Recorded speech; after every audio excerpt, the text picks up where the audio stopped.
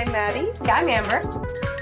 And we're Witches Talking Tarot. We are the weirdos, mister. I get soft like a sailor snubble. Flip the switch and let the cauldron bubble. Sam. Wow. Hey everybody, I'm Amber. And I'm Maddie. And we're Witches Talking Tarot. And today we are going to talk about growth and change. Specifically, that which we have experienced as your favorite witches while we have gone through our journey in this realm of Witches Talking Tarot. Because, we've grown and changed in ourselves and our paths and our crafts all along our journey. But this time, it's been documented and it's been something where we have pushed ourselves to learn more, learn things outside of our interests or our comfort zones. And it has changed. It has changed me, I know that for a fact. It has absolutely changed me. One, it has definitely educated me on a lot of things that I simply knew nothing about. Yes. For example, we've been talking about the Dhamma Void. Yes. No, Dhamma Void. I knew nothing about them. But I knew a little bit / a lot about house brownies. And it was so fun to do research on that, hear that connection, and then I know that you have introduced that into your life. Now, have you always done that, or is that a recent thing? So the Dhamma Void definitely was introduced into my realm of knowledge during our course of Witches Talking Tarot. Now, I can't remember if I learned about the Dhamma Void as an aside, just during that same time frame. I don't think that, I think I learned more about him for our 4th episode so that I could talk more about them, because we are listened to, thank you guys, in most of the Slavic nations, because we're probably one of the very few podcasts that talks about things from all across at least the European realm. Now, we try to include things outside of the European realm, which has been great for me learning about things that I wouldn't know about. I've learned about a lot of African deities. There are a lot of water deities in Africa, which I was surprised to learn, but it makes perfect sense. It does. My daughter's even honored a couple of them because through her dad, they have ancestry in Africa. So, she's actually honored some of the water goddesses. And I just think that's beautiful. Just learning about these different deities that I would never, I would never have known about the fact that Mint was a deity through the Hellenic pantheon and was Hades's mistress if we did not do an episode on chocolate and mint. And I looked deeper into the spiritual or mythological sides of mint. Did we already do that? Yes, we did. We did this winter. And I forgot to mention it on the episode, but I still learned that, and I was like, damn, I had no Hades idea. has a thing for the plants and the flowers and things like that. I could see. The earthy girls. Right? I love it. He just wants to suck that nectar. Another thing that I think has really helped me grow spiritually is our episodes on magical tools. Yeah. I think we did most of those in the 1st and 2nd season. Yeah, I mean, I think there's probably some that we haven't covered. We've got to do more. We got to do the hat. We did the hat. Never mind, just kidding. We didn't do the hat. There's a couple ones we need to do. We did the hat. We did tip of the hat. It was Halloween last season. There's so many. Have we done anathema yet? We did. Okay, so we've we've done what we think of as the major tools, but there are tools we need to look into that, because as when we learned about the athame, the mortar and pestle, the cauldron, I learned so much more about them. What I love, so one thing that I love about this, I'm just going to say, I love about Witches Talking Tarot, and it hasn't necessarily changed me, but it has reinforced things, or it has taught me how much I say I'm an intuitive witch all the time, and that I practice intuitively, and then our research teaches me that I really do practice intuitively, because I use my cauldron for transformation purposes. And guess Oh, what? yeah. Cauldrons. That's Transformation. exactly where I was going with it. I feel like, doing the research that I have on these tools, I incorporate them a lot more into my practice. And I've learned so much about them. I guess we haven't done any crystal episodes. I would love to do those. We at should some point. definitely delve into Because that. Because I mean, you guys got to understand, as we do these episodes, we're doing this research, so we're learning along with you. yes. We're sharing with you what we know personally, and also what we have learned. learned. So really, it's great studying for us and our craft as well, which is why we should definitely do crystals. I would love to do an episode on rose quartz or something. And we should do it just because we've talked about we're gonna do some episodes on metals. Because that matters, metals have different properties, just like everything else, and it just like we do the trees and other things, we have the trace trees. A couple things, right? Yeah, and so the crystals would be great. Couple of crystals. Yeah, I love crystals. I actually love that. We have Yes, trace trees. We've got signs and symbols. yes. We've got the metals, metallic witchery. Well, and all of these things We're gonna call those metallic witchery. I love that. Metallic magic. Couple of crystals. Couple of crystals, trace trees. Yeah, and it's gotten me more connected with the earth. It's gotten me more connected with It's gotten me more connected with animals. We have learned so much about animals. Was it this season or this past season? So we've been kind of delving into animals probably since season 2, but we really amped up in season 3. It was kind of like the season of the animals, and we have continued that into season 4 because for me, I really enjoyed the fact that just like we always talk in our episodes about nature's important, whatever, and nature should be a part of your craft, and nature is a part of our craft, and by involving the trace trees and then the beloved beverages. We forgot about those, the beloved beverages episodes. Oh, yeah, that's right. And, we're going to incorporate the metals and we're going to incorporate the crystals. And it's just learning so much more about, the natural world and how, it really does impact our craft and how it really is important to our path. But like you said, being able to appreciate those things more because elephants are still my favorite, okay? Fucking cows, y'all. I love the cow episode. cows. I actually really liked the deer episode. Oh, I did. I really did. Because we also talked about, reindeer. That was fun. I fell in love with cows, though. We just think of cows as, a dumb food source. But cows have made such an impact on humanity. And I have learned so much from the animal episodes. You bring up the animal episodes. I have learned so much about humanity and human nature from learning about the animals that our very, very earliest ancestors emulated how they were doing things so that we could have the same success as creatures that they did. We learned from wolves and dogs how to live together as people. And that's never talked about, y'all. That's never talked about. But we, as creatures, learned how to live from them. We followed cows and fed off of the stuff that grew out of their shit to the point that we were we should have some of these fuckers with us.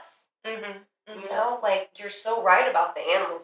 Those episodes have changed me. As a hedge witch, learning and a broad spectrum of things is part of my path. But the broad spectrum of doing this show with you has just increased that breadth of my path. Because you had mentioned you are interested. Exactly. Not just what I'm interested in. Things that I hadn't even thought about or considered, That's what I love doing this together. Yes. Because we get different perspectives. Yes. And then we also hey, what if we check this out? And I didn't even think about that. Yes, exactly. Because there's been so many things that you've suggested that I never even knew about. And then there's been disappointments along the way. Let's just throw the Winchester house out there. I'm sorry. It was heartbreaking. I never would have thought doing an episode about it. I love Stephen King's Rose Red, which is based on the Winchester house, but I never would have looked into it more if it wasn't for you. I think that and same with Baba Yaga. I've never felt a connection to Baba Yaga at all. It was very interesting doing that research to get to know more about her. But one of my favorites, or if not my favorite thing, like that we do on this podcast, is the myth episodes, because it lets us dive deeper into the myths to really get to know them. You know, like the Psyche and Cupid one. Yeah. I knew the basic story, but I didn't realize she had to go through all these trials. You know, that was something. So like, you look more in depth. Have we done your dice yet? Eurydice? Yes. Eurydice? Yeah. Oh my god, I loved that fucking episode. Orpheus and Eurydice I think it's the only one that we made a playlist for. I went through the episode and I wrote down all the songs we talk about. There is a playlist out on Amber J's Spotify, unless Spotify made it go away because I refused to update my app, because fuck you for making me update my app to be able to listen to my fucking music, you piece of dick bags. But anyway, unless they took the playlist down because I can't play, because I haven't updated it, on Amber J's Spotify, which should be a public profile, there is the Orpheus and Eurydice the musical. Oh my god, I love it. I love talking about the Greek gods in the same format as something like The Office. Not just the Greek gods, all of them. And how the different pantheons are like different like offices and things. So you've got Thor and Zeus, and it's like battling. I know, battling for that guy. The best. They're like Thor is. They're like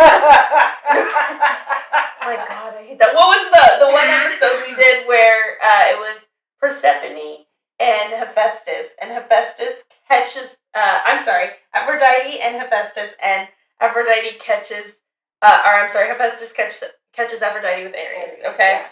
And, like, I'm just imagining that Office, like, episode, like, because everybody's just, like they've got the behind the scenes where they're interviewing everybody. It's like, geez, Hephaestus caught Aphrodite and Ares, and I think he was trying to embarrass them, but he kind of embarrassed himself a little bit more. Well, and I picture, like, Veles and Odin standing over there, like, these fuckers. I love it. They never make any sales. They have the worst. They are such shit at this company. I really need to fire these guys. Odin they just fuck around. They're like in the recording room. Listen, and then you've got like all the supervisors, and those are the kings. Like, so you got Veles and Odin, and you've got Zeus, and that's when they're like, oh god, Zeus comes up, and Zeus is the guy that comes up. He's like, hey buddy, that everybody just can't stand. He's like making inappropriate jokes. He's like, smell my finger. They're like, oh hey Zeus. You know what I mean? Smell my finger. Smells like swan. The sad thing is, like, I can see one of the little, like, not little ones, but like one of the like ones doing it and be like, ew, what is that? But I'm like imagining Michael Cera in my head, and he's like, oh, you know what I mean? I'm over here like somebody's like, did you see that bull in the office? Was I dreaming? Was there a bull in the office last week? You were like, I don't know. Yeah, like flowers around his head. Guys, I don't know. Please make this a thing, because this is hilarious. Yeah. They're like, oh god, here comes Poseidon. Like, he always smells like fish. I have alerted HR so many times that this guy needs to not in the ocean. Oh my god. I won't lie, like, I enjoy the myth episodes, but I'm starting to really fall in love with the fairy tale episodes. I am too. I've always been intrigued by the history of everything. Right? History is just my shit. I love history. And I love the history behind things and the way things have morphed, like we talked about last episode with Heretic, and he talks about Monopoly, right? And, I mean, stories are the same way. And I kind of had a conception of that at some point in life, and it's been something that I've been realizing more and more as I've gotten older, but now I have the opportunity, of course I always had the opportunity, but now I have the incentive to actually look into the history of these things and to Yes. really see where they come from and to like, you know, you can, all of the stories that we tell, like really, like when you go far enough back, they have existed forever. For all of time. Literally ever. Yeah, as long as there have been human beings to relate stories. We've had very similar tropes. They're all based off of the stars, to be perfectly honest, guys. There's actually a book called Hamlet's Mill that talks about it. That because of this show, I decided to read that book because my husband's the same kind of dork as me and he loves to learn about. Some of our things overlap and this book, Hamlet's Mill, and The Sacred Mushroom and the Cross are where they overlap. So I'm, you know, it's like you said, that it's that knowledge that has taught me so much more, or deepened knowledge I already had, right, or broadened it because I've never seen it from your perspective before. I've only seen things from my own point of view because there's not many people you can talk about these sort of things. Right. Well, and I mean, we all see something from our own point of view to start, you know? So it's like having, like you said, having that, doing it together is what makes it great. It's helped me grow so much as a person. Like, and my craft has grown too. Oh, absolutely. You know, like with everything that we've learned. Now, I have to say, like, how have you grown, not on the topic of the craft or on spirituality, but on conspiracy? I love me a good conspiracy episode. I do.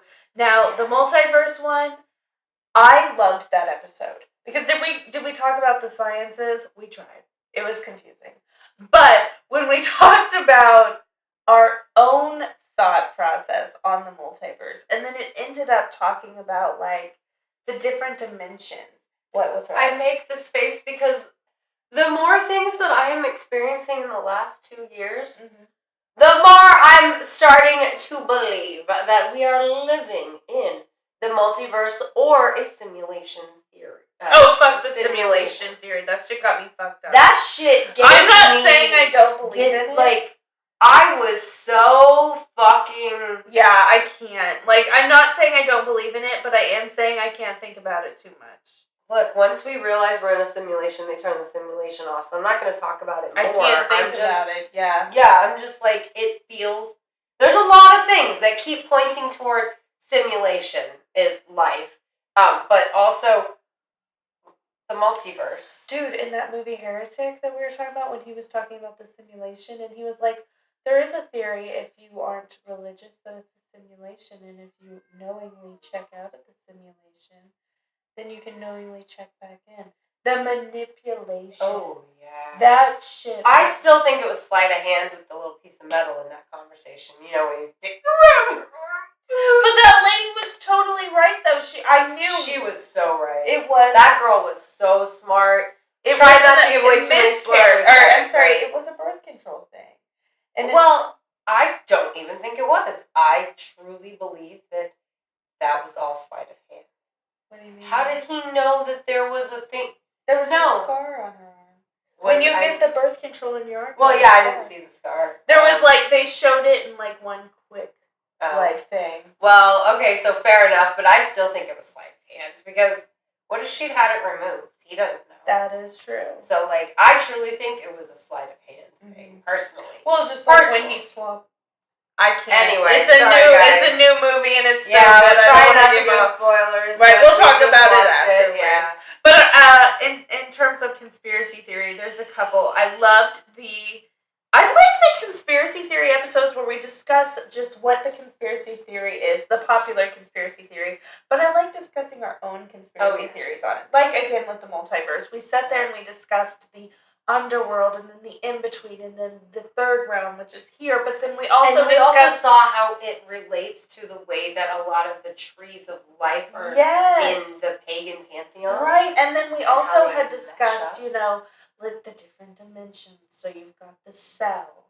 The cell becomes multi-cell. Then it becomes... And then it's just it was just like we talked about in our universe episode. So with it. Yes. Because, you know, just like we are these people in this big world, inside of us There's all these different There's communities other of things. worlds, yes. Exactly. I love that. And I mean, like, you talk about the conspiracy theory episodes. Like, we've never done flat Earth because what the fuck is wrong I'm with you scared people? to touch that Um, one. We did do Birds Aren't Real, and that one That was was so so much fun. I love that. Oh my one. god. Hollow Earth. That was the good. craziest things about like people that say they've sailed into Hollow Earth, or the guy from World War II that flew into it. And I believe. Oh my god! Like, you talk about the conspiracy theory episodes, and they have changed the way I think about things so much. They like, really are. and that's what I love about this show, because, like, you know, and we're constantly incorporating new things along with it, right? You know, because, like, Maddie was talking earlier about, like, you know, we've done so many things that are second nature to us, I guess I would say, that it's like, now we're, quote-unquote, reaching for subject matter, but really not, because the nature of the craft, it expands throughout the world and expands throughout history. So, like, it seems difficult, but at the same time, we incorporate. Now we're doing, you know, looking into Aleister Crowley and Thelema and, you know, Helena Petrovna. Blavatsky. Is that what you were going to say? Petrovna's her real name. Yeah, but that would be funny. It's like a Helena spell. Helena Petrona! Her name does sound like a Harry Potter. Does. Oh my gosh, her too. name is so Russian. Did J.K. Rowling just be like, oh, Russian shit sounds like spells? J.K. Rowling, Sorry. I have to say that. Yeah. Actually. No.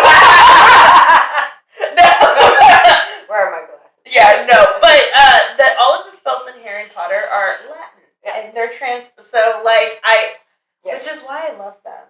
I'm not going to get off on that. I'm just saying, like, expecto patronum literally means I call a guardian. You can use that shit for real. Yeah. You know what and the fact I mean, that I took Latin in high school, so the guardians are animal guardians. I love it. Or dragon guardians. Yeah. You know what I mean? I do. Sorry, I won't nerd out. I get you. No, and it's just that whole, it's changed me because I've learned so much. But not just that. I have also been changing outside of the things we learned from the show, which has influenced the subject matter that I have suggested for episodes. Exactly. It's also, it's influenced the things that have come out of my mouth, like reference episode 200. We talk about magical ethics, and I let everybody know publicly that I have changed my viewpoints on what I think, based on what I have learned through esoteric learnings. You know, I've changed my viewpoints on what I think is good for not the world, but good for the energy that we all exist in. You know what I mean? Well, and I don't know if I would have come to that conclusion so quickly in life without everything that I have learned and experienced for Witches Talking Tarot. Well, and I think the cool thing about Witches Talking Tarot is this is a podcast first and foremost, but really it's also in itself almost a spiritual blog. So if you start from the beginning, and I highly recommend start from the beginning. You should. First episode 1. Do you remember what we talked about? No, what did we talk about? Episode 1, we talked about our views on tarot, specifically our views on kind of like readers. We talk a lot about like charlatans and people that take advantage of the community. We just did a similar And if you're new to if you're new to the craft, it's a good thing to listen to so you don't get taken advantage of by those people who are like, hello beloved, I have been called to your light.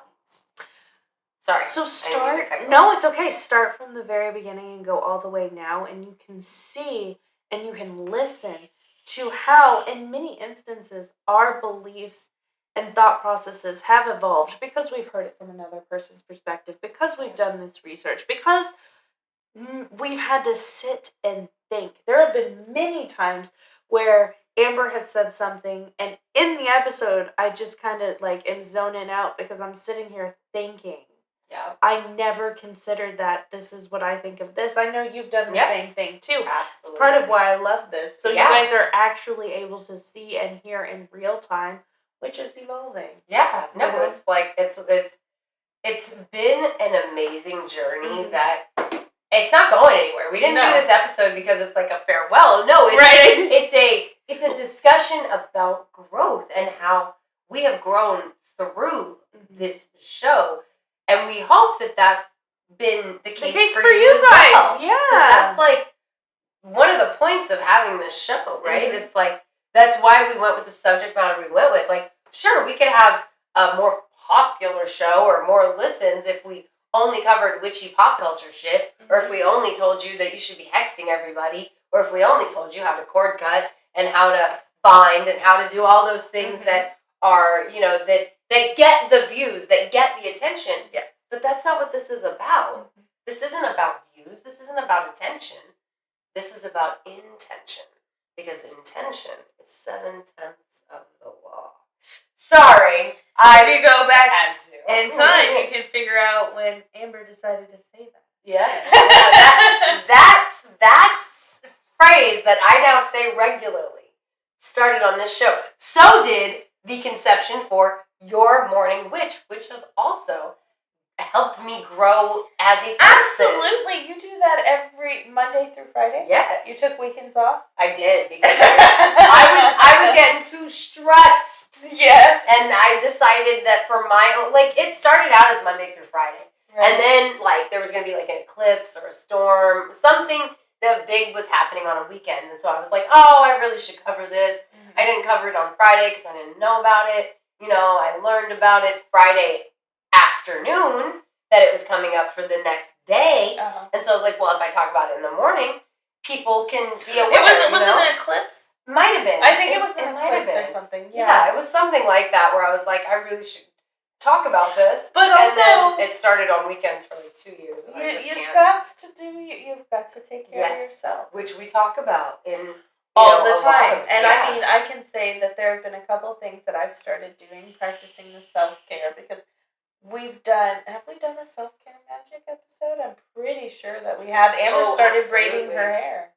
Yep. Putting braids in it. Because didn't we talk about, was that first season? I don't know if that was the self-care episode or not. But it was definitely an episode, like magic in the mundane. Oh, definitely, yeah. Because I know that you said Through Our Neighbor's Eyes was a pretty popular episode. Maybe that was it. I don't think that was. No. I think it might have been Magic in the Mundane, or I'm not sure, but yeah, that was definitely a thing that we talked about on the show. But we also I think it was a Valentine's episode where we talked about self-love.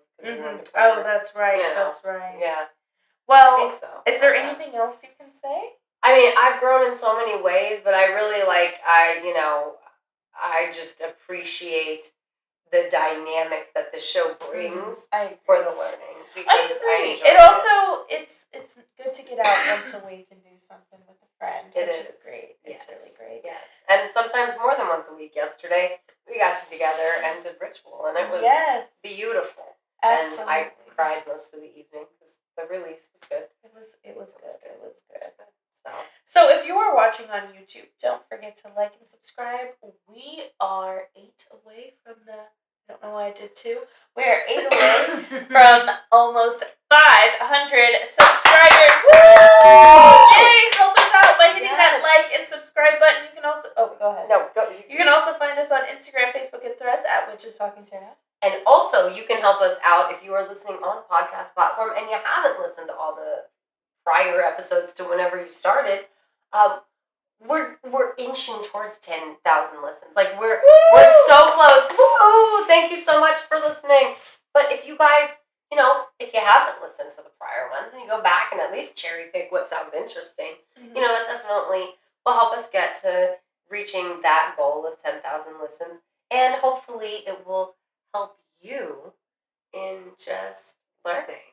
So you can find us on the X at Classiest Witches, because we are the classiest witches, which Victoria and Death by DVD already know, because they are our patrons on patreon.com/Witches Talking Tarot. And we would really, really appreciate, really, really benefit from you joining us over there for as little as $6 a month. It might not seem like a lot to you, but it is a lot for us in helping us do this. Because as you can see, we just got a new studio space. We recently got new recording software. Prior to that, we got new recording hardware. And Patreon is what helps all of that happen so that you guys can get a better listening experience. But also, you guys can get fun things from us like